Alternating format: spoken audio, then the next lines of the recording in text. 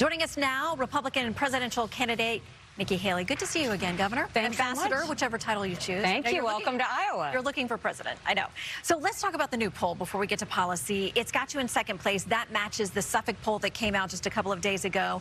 You guys have very carefully managed expectations here. Do you feel like this second place strong poll showing now puts a target on your back? Does it give you higher expectations that if you don't hit second place, it's going to be seen as a loss leaving here? Well, I think we've always had a target on our back because we've been the one moving up. Everybody else is going down, and that's a great thing. But the real poll, you know, is on caucus day. And what we've said is we just want to come out of Iowa looking strong. We want to come out of New Hampshire strong. We want to come out of South Carolina strong. This is, you know, continuing state by state and trying to get every single vote that we can. And we're not going to stop until that very last second. So let's talk about inside the Des Moines poll. There's some information about enthusiasm. 49% of those who say they intend to support President Trump said they were extremely enthusiastic.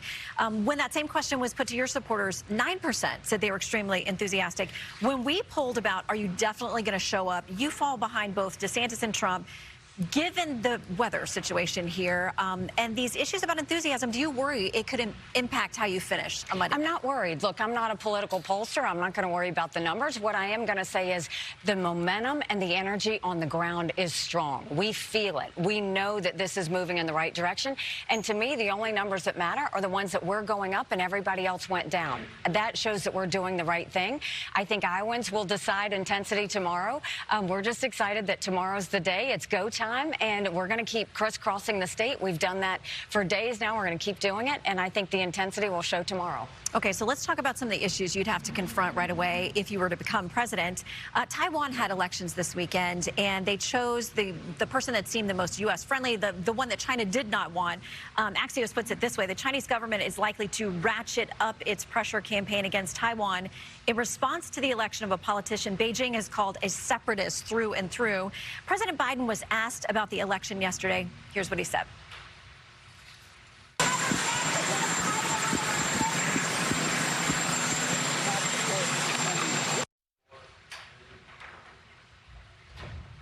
Hard to hear him, but you can see there he said we do not support independence. So first of all, do you think that this election is going to increase tensions with China?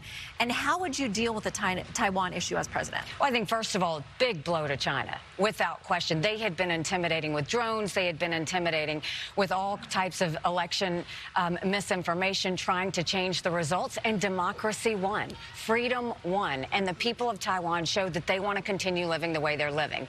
And so that's the key, is America should always support democracy and freedom. And I think that's why we'll continue to support Taiwan. Well, we have a backlog of orders. We talk about this a lot on the show about weaponry, munitions, all kinds of things. I mean, billions of dollars in back orders to Taiwan. What would you do as president to signal, we see you, we know the threat you're facing, we're going to make sure you get what you've ordered from us? Well, first of all, look at the system. I mean, the problem that is happening is Department of Defense plays too many favorites with defense contractors. We need to go and clean it up. Even in our Department of Defense, they've got too many programs they don't need to have. They're not mission focused. We need to look at modernizing. First, take care of us. Modernize, make sure that we're focused not on the old wars like the generals are now, land, air, and sea, but about artificial intelligence, cyber, space, hypersonic missiles, submarines. Those are the things we need to focus on going forward. Once we take care of us, our goal is to make sure that they get what they need, not just from us, but from the alliance. You're making sure all of our partners that love democracy and freedom, that they're all pulling their weight. This doesn't have to be U.S. only. This has to be a team effort. And there are a lot of democracies that want to see Taiwan continue to be free. So let's turn to Israel. Governor DeSantis said this week that while you were at the UN as our ambassador, that you backed a two-state solution. Here's what Politico said at that time in 2017. It said, U.S. Ambassador Nikki Haley says the United States absolutely supports a two-state solution to the Israeli-Palestinian conflict, and anyone who thinks it doesn't is in error. That was the Trump administration's position. What would a Haley administration's position be given the events of October 7th and beyond? I mean, you have to look at October 7th and to see those people beheaded and those babies burned alive and those girls raped and their naked bodies dragged through the streets of Gaza. What did they say? Death to Israel, death to America. What we need to know is Israel is a bright spot in a tough neighborhood. We need to make sure they have whatever they need whenever they need it. We need to make sure we eliminate Hamas, and we need to do whatever whatever it takes to bring the hostages home. In order to do that, we need to let Israel do what they need to do to be safe. This is the problem I have with Biden. He goes and says he supports something, but then he wants to control it. That's not what you do. You have to be a friend, and that means allow them to make the decisions they want to make. What Israel needs to know is they're not going to have terrorists on their border. What Israel needs to know is there will no longer be a threat coming out of Gaza. That's what they're trying to do. We need to support, not control what's happening in Israel. But a two-state solution?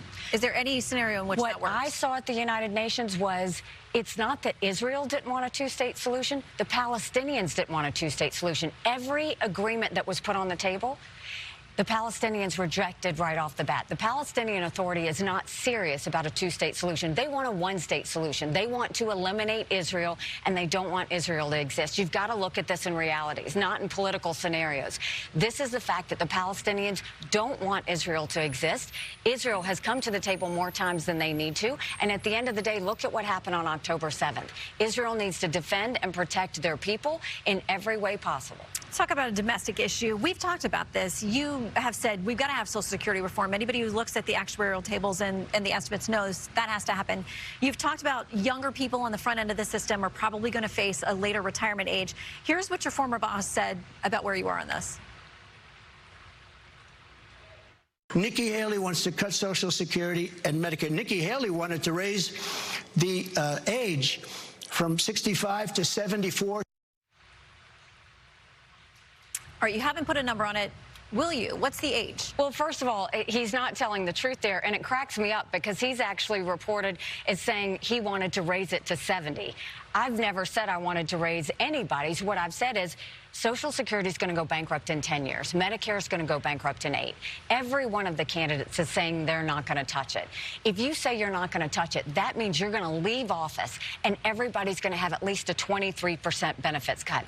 The accountant in me is saying, don't wait for that to happen. Get in front of it. So what we should do is America should keep her promises. People should not live in fear.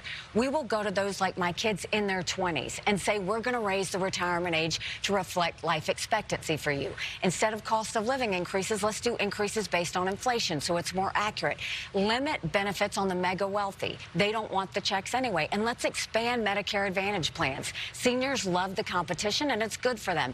When we do that, we'll see what we're dealing with. You don't have to take from people, but you don't deny like the rest of the opponents are doing. That's a mistake. But a later retirement age potentially is part of that. For those in their 20s. For those in their 20s is what we want to do. Everybody that's paid in that has been promised, their promises should be kept. We don't need to touch theirs. All right, quickly, we've talked about how tough the campaign trail is. You're doing it in a very unique way in that your spouse is deployed while you're doing this. How is he, and what would his role be if you became president? Thank you for asking. You know, he's like my right arm. I feel like, you know, he's missing. But look, this is what military families do every day. I'm no different. We didn't know that he was going to get deployed, but we're so proud of him. And, you know, when I'm awake, he's asleep. When he's awake, I'm asleep. And thank God for him and the military men and women. We get to FaceTime about once a week.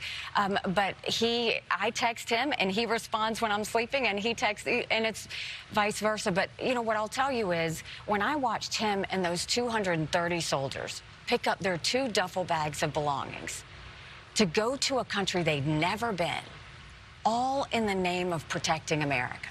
They're willing to sacrifice their lives and their families because they still believe in this amazing experiment that is America. So if they're willing to sacrifice for us there, shouldn't we be willing to fight for America here? Because we have a country to save. I'm doing this, and Michael's doing this. Both of us are doing our own service because we don't want our kids to live this way. We can't keep going down this path that the country's going on. The chaos is uncontrollable.